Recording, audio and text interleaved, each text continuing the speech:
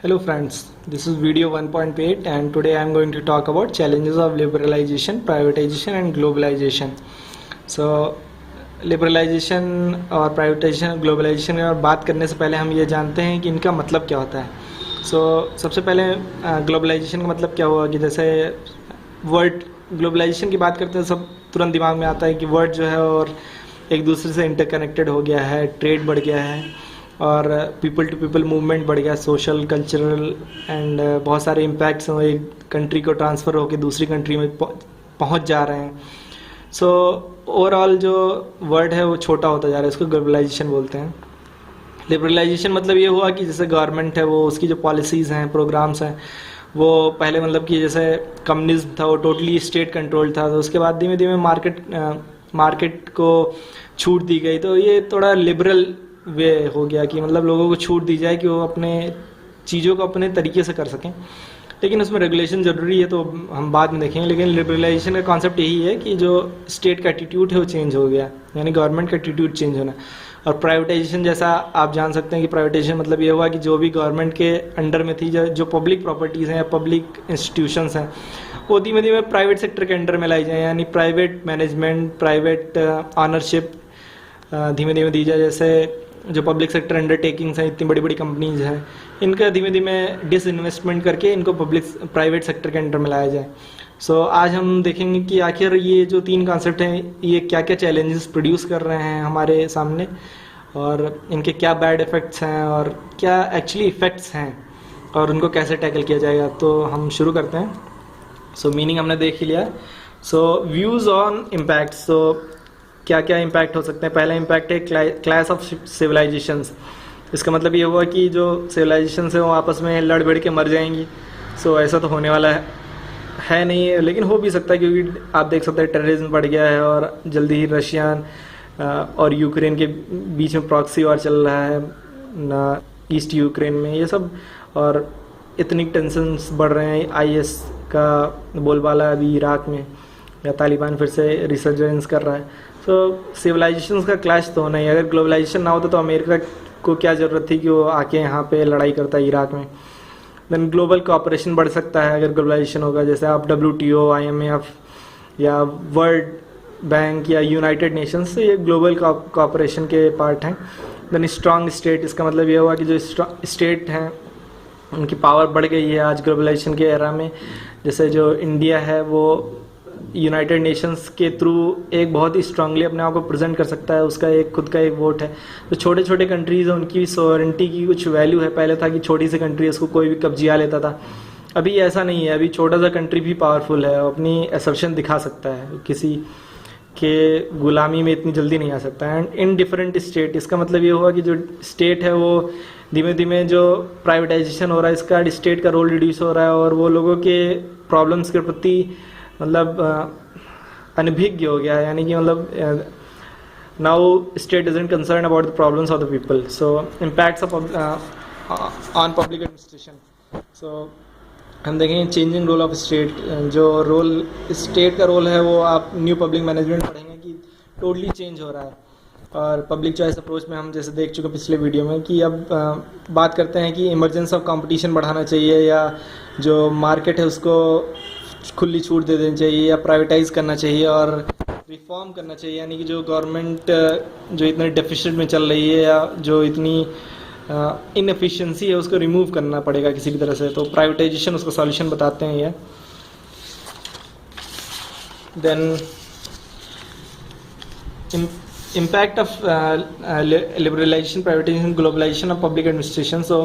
सबसे पहला इम्पैक्ट तो रिस्पॉन्सिवनेस ऑफ स्टेट। स्टेट कैसे रिस्पॉन्स करता है लोगों की प्रॉब्लम्स के प्रति, वो उसमें चेंज आया है।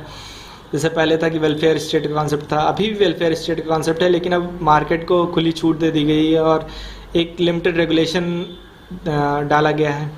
देन LPG का मैनेजमेंट ओरिएंटेशन बहुत इंपॉर्टेंस रखता है। जैसे मतलब कि परफॉर्मेंस की अभी बहुत वैल्यू है। परफॉर्मेंस मतलब कि जैसे कोई भी कंपनी है या कोई भी पब्लिक सेक्टर की ही कंपनी है, तो उसका जो परफॉर्मेंस अप्रेजल होता है वो निकाला जाता है। ये न्यू पब्लिक मैनेजमेंट में आप पढ़ेंगे।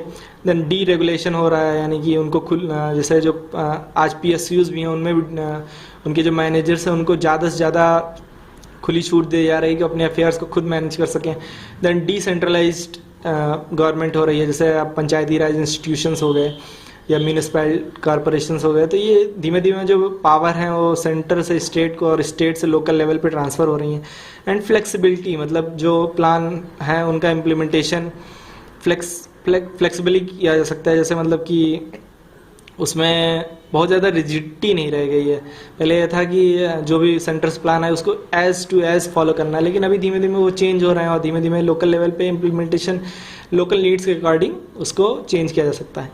सो ये सब चीज़ें हो रही हैं। देन एंटरप्रेन्योरियल एंड पार्टिसिपेटिव, इसका मतलब पार्टिसिपेशन सिटीजन्स का मस्ट हो गया। एंटरप्रेन्योरियल मतलब जो नए आइडियाज़ हैं, इनोवेशन लाना है गवर्नमेंट को और किसी तरह से अपना जो इकोनॉमी एफिशिएंसी इनको इंक्रीज़ करना है, उसको नए तरीके से अपना बजट डेफिसिट रिड्यूस करना, ये सब चीज़ें हैं।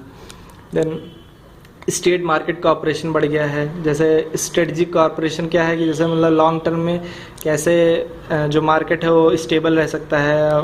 इंस्टीट्यूशनल ये हो गया कि उसको मार्केट को कैसे मैनेज करना है, जैसे बहुत सारी सेबी है या इरिडा है, इंश्योरेंस रेगुलेटरी या आरबीआई है जो बैंक्स को रेगुलेट करती है। तो ये सब इंस्टीट्यूशनल कॉपरेशन है स्टेट एंड मार्केट के बीच में। एंड फंक्शनल कॉपरेशन मतलब ये हुआ कि जैसे मान लीजिए अगर फेलियर हो गया, मार्केट फेलियर, तो उस वक्त स्टेट को एक्ट करके उस फेलियर को रोकना होगा। जैसे मान लीजिए अभी डिप्रेशन आया था तो यूएस गवर्नमेंट ने फिजिकल स्टिमुलस ला के किसी तरह से अपनी इकोनॉमी को बचा के रखा। तो ये सब चीज़ें हैं वो फंक्शनल अप्रोच में आती हैं स्टेट एंड मार्केट कॉपरेशन के बीच में। Then civil service society as supplementary democratic model, इसका मतलब ये हो गया कि डेमोक्रेटिक मॉडल तो ये हो गया कि जो लोग वोट करते हैं, अपना खुद का गवर्नमेंट चूज़ करते हैं, लेकिन अभी सिविल सोसाइटी का फंक्शंस बढ़ रहे हैं। सिविल सोसाइटी का जो रोल है हेल्थ सेक्टर में, एजुकेशन में या किसी भी फील्ड में, जो एनजीओज जो इतने सारे डेवलप हो गए हैं, एंटी करप्शन का जो इतना मूवमेंट चला था, तो ये सब चीज़ें सिविल सोसाइटी जो है एक अलग ही डेमोक्रेटिक मॉडल प्रोड्यूस करे जिसमें लोग अपने आप को एजर्ट कर सकते हैं। Then impact on public bureaucracy, सबसे पहला इम्पैक्ट तो है कि पब्लिक जो ब्यूरोक्रेसी उसको डाउन साइजिंग, मतलब उनका जो आकार है उसको छोटा करना पड़ेगा। आकार यानी कि आकार इन द सेंस आप ये समझ सकते हैं कि जो साइज है उसको छोटा करना है। देन चेंज ओरिएंटेड, मतलब ब्यूरोक्रेसी को अपना नेचर चेंज करना पड़ेगा। अब सीक्रेसी नहीं चलेगी, अब उसको जैसे हमारा जो इंफॉर्मेशन लॉ आया है उसके अकॉर्डिंग आरटीआई एक्ट है, राइट टू इन्फॉर्मेशन, तो अब लोग पूछ सकते हैं ब्यूरोक्रेसी से, तो अब उसको चेंज करना पड़ेगा, अपना एटीट्यूड चेंज करना पड़ेगा।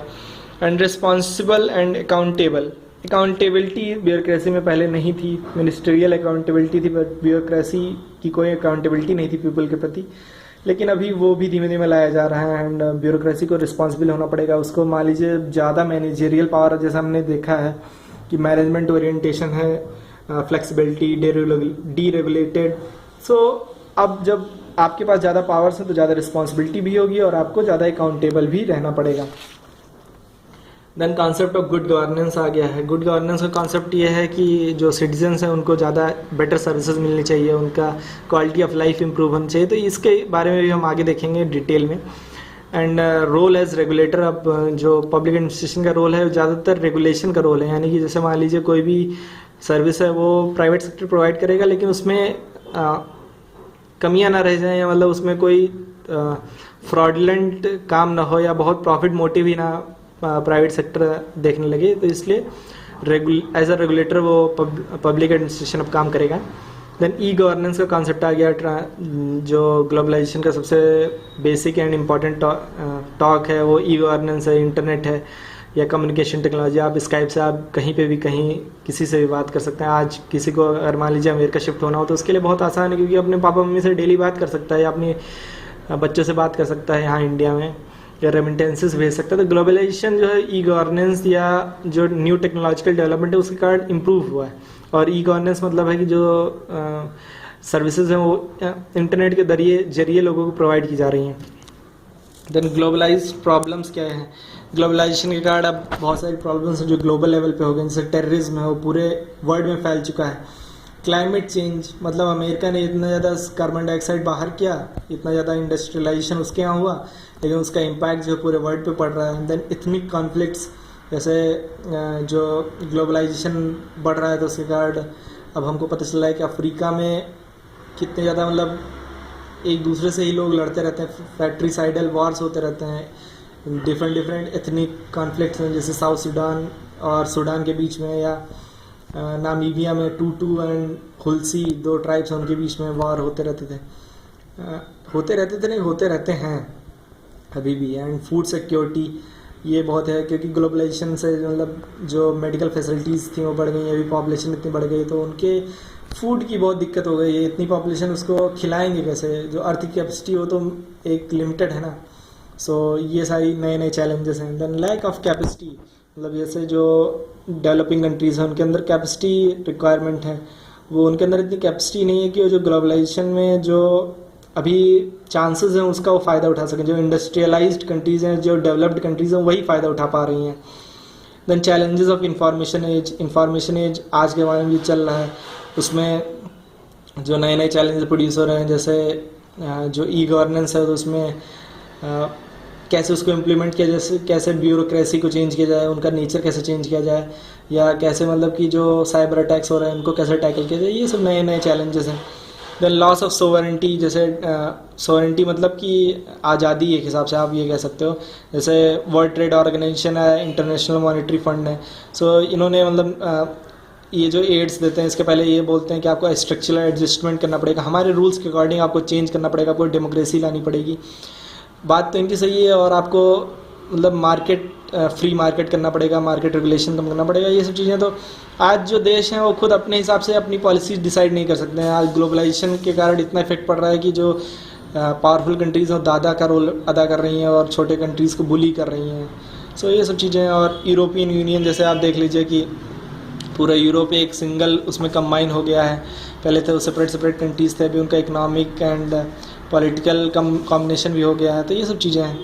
Then loss of democracy in the sense कि आज जब कोई कंट्री हो अपनी सॉवरेंटी रिड्यूस कर रही है, मतलब दूसरे पावरफुल कंट्रीज़ के कहने पे चल रही है, तो अपने आप जो वहाँ की डेमोक्रेटिक गवर्नमेंट है वो अपने आप ही रिड्यूस हो जा रही है। या फिर आप ये कह सकते हो, जैसे आपको मैं एग्जांपल देता हूँ, जैसे लैटिन अमेरिकन कंट्रीज़ थे तो उसमें बहुत सारे डिक्टेटर्स रूल कर रहे थे, और वहाँ पे डेमोक्रेसी का तो बिल्कुल नामो निशान नहीं था। लेकिन जो अमेरिका जो अपने आप को चैम्पियन ऑफ डेमोक्रेसी बोलता है, वो उन सारे डिक्टेटर्स को सपोर्ट कर रहा था।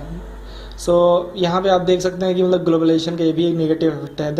देन लॉस ऑफ कम्युनिटी, ये तो बहुत इंपॉर्टेंस रखता है। जैसे मतलब आज लोग अपनी वैल्यू खोते जा रहे हैं, अपने मम्मी पापा का वो सम्मान नहीं करते हैं, या फैमिली जो है वो न्यूक्लियर फैमिली होती जा रही है, जो बुढ़े हो जाते हैं मम्मी पापा, उनको छोड़ दिया जाता है, या लोग अब दूर रहते हैं, तो मतलब अब कॉन्टैक्ट्स कम हो गए हैं, अपने रूट्स को लोग भूल गए हैं। और कम्युनिटी के लिए ग्रेट लॉस है। ग्लोबलाइजेशन में पॉजिटिव्स भी हैं तो निगेटिव भी हैं। Then creation of global corporate empire, ये तो सबसे मेन पॉइंट है कि आज मल्टीनेशनल कंपनीज़ बन गई हैं जो पूरे वर्ल्ड को डोमिनेट कर रही हैं इकोनॉमिकली। जैसे वॉलमार्ट है, वो अगर मतलब अभी FDI का केस चल रहा था, तो ये सब चीज़ें हैं। सो जो मल्टीनेशनल कंपनी है वो इतनी पावरफुल हो गई है कि कई कंपनीज़ का जो टोटल टर्नओवर है वो बहुत सारी गरीब कंट्रीज़ के टोटल GDP प्रोडक्शन के ऊपर है। यानी कि अगर मान लीजिए कि 4-5 कंट्रीज़ जो गरीब कंट्री उनको मिला दीजिए, तो एक कंपनी उनको 5 कंट्रीज़ को टोटली खरीद सकती है। इतनी पावर बढ़ गई है आज ग्लोबल कॉरपोरेशंस की। और ये लोग मतलब जहाँ पे सबसे चीपेस्ट इन लोग को मिलेगा वहाँ पे ये लोग अब बनवाते हैं अपना सामान और सबसे महंगे दाम पे बेचते हैं। सो ये सब चीज़ें हैं। एंड रिक्स ने एक कॉन्सेप्ट दिया था सिनार्ची का, उसके अकॉर्डिंग मतलब कि जैसे ग्लोबलाइजेशन के बहुत सारे पॉजिटिव इफेक्ट्स हैं, तो उसके बाद सिंथेसिस हो रहा है। मतलब बहुत सारी इकोनॉमिक ग्रोथ बढ़ गई है, हेल्थ बढ़ गई है, लोगों की क्वालिटी ऑफ लाइफ बढ़ गई है, एजुकेशन बढ़ गया, ह्यूमन डेवलपमेंट बढ़ रहा है, और लोग एक दूसरे को सपोर्ट करना चाहते हैं। लेकिन इसके कारण एक एनार्ची भी आई, सिंथेसिस के बाद एनार्ची भी आती है।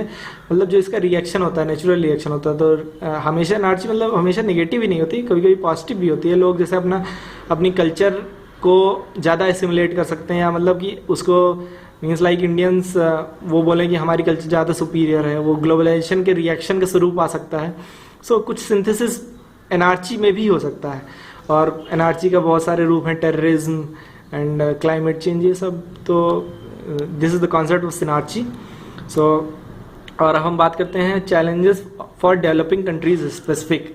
मतलब जो डेवलपिंग कंट्रीज है उनकी क्या क्या प्रॉब्लम्स हैं। तो सबसे पहली प्रॉब्लम तो होगी प्राइवेटाइजेशन प्रॉब्लम, मतलब कितना प्राइवेटाइज किया जाए और कितना गवर्नमेंट कंट्रोल में रखा जाए। जैसे मान लीजिए सारे बैंक प्राइवेटाइज कर दे इंडिया, तो फिर जो डेवलपमेंट स्कीम्स है उनका कैसे इम्प्लीमेंटेशन होगा। देन कॉन्ट्रैक्टिंग आउट प्रॉब्लम्स, मतलब कि जैसे कितना कॉन्ट्रैक्ट आउट, जैसे पीपल पब्लिक प्राइवेट पार्टनरशिप है तो उसमें पीपीपी मॉडल है। सो इसमें कितना प्राइवेटाइजेशन किया जा सकता है, या कितना जो चीज़ें हैं कि जो गवर्नमेंट फंक्शन है वो कितना प्राइवेट सेक्टर में दिया जा सकता है। देन लॉस ऑफ सोवरेंटी का मामला हो गया, हम पहले देख चुके हैं। देन यूज़र फी सिस्टम अनडेमोक्रेटिक, मतलब जैसे रोड्स बनाई गई प्राइवेट सेक्टर में बनाई तो उनको बोल दिया गया 20 साल तक इस पर आप चुन्नी या टोल टैक्स लीजिए। सो अब कोई गरीब आदमी वो नहीं पे कर सकता तो वो बेचारा क्या करे, तो ये अनडेमोक्रेटिक है। वो तो नहीं चाहता था कि आप प्राइवेट सेक्टर को दे दीजिए रोड बनवाना। सो ये गरीबों के खिलाफ है। देन वन वे ग्लोबलाइजेशन, मतलब आज देख रहे हैं कि जो अमेरिकन सिस्टम है, अमेरिकन कल्चर है, KFC आ गए इंडिया में, मैकडी आ रहा है इंडिया में, तो ये सारी चीज़ें मतलब वन वे फैल रही हैं। उनकी जो गंदी चीज़ें हम एक्सेप्ट कर रहे हैं, लेकिन एक अनदर एस्पेक्ट है कि जो हमारी अच्छी चीज़ें जैसे योगा है ये फॉरेन कंट्रीज़ भी एक्सेप्ट कर रही हैं। सो टोटली वन वे नहीं है। And works against family and community values हम पहले ही देख चुके हैं कि फैमिली एंड कम्युनिटी को पूरा डिस्टर्ब कर दिया है modernization and this globalization. And जो प्रॉब्लम्स हैं जैसे टेररिज्म है, ड्रग्स प्रॉब्लम हो गई, अब जो ड्रग की लत है वो लोगों को लग गई है। एंड HIV जो अफ्रीका में शुरू हुआ था आज पूरे वर्ल्ड में फैल चुका है और बहुत बड़ी प्रॉब्लम हो चुका है। सो ये सब चीज़ें हैं। And then global governance without global government, मतलब कि जैसे ग्लोबल गवर्नेंस का मतलब ये हुआ कि जो बड़ी बड़ी इंस्टीट्यूशंस हैं वो अपना राज चला रही हैं, जैसे IMF हो गया, वर्ल्ड बैंक हो गया, वो गवर्न कर रही हैं छोटी कंट्रीज़ को, लेकिन वो ग्लोबल गवर्नमेंट तो है नहीं। यानी कि जैसे यूरोपियन यूनियन ने कम से कम वो एक पर्टिकुलर सब मिल के एक पर्टिकुलर पॉलिटिकल यूनिटी तो बनाते हैं। यहाँ पे तो बहुत सारी जो छोटी कंट्रीज़ हैं उनको गवर्न किया जा रहा है, बट पॉलिटिकली वो बड़ी कंट्रीज़ का डायरेक्ट पार्ट नहीं है। सो ग्लोबल गवर्नमेंट की कमी है। सो ये काफ़ी बड़ा लेक्चर हो गया, बट बहुत ही इंपॉर्टेंट है। एंड इस पर आप ऐसे भी लिख सकते हैं। सो इस पे UPSC में ऐसे आ सकता है, आप इसको फिर से देखिएगा और इसमें क्या इम्प्रूवमेंट्स हो सकता है आप कमेंट्स में लिख सकते हैं। And thank you very much. And अगर आपको ये वीडियो अच्छा लगा तो प्लीज़ लाइक कर दीजिए and please subscribe. Thank you.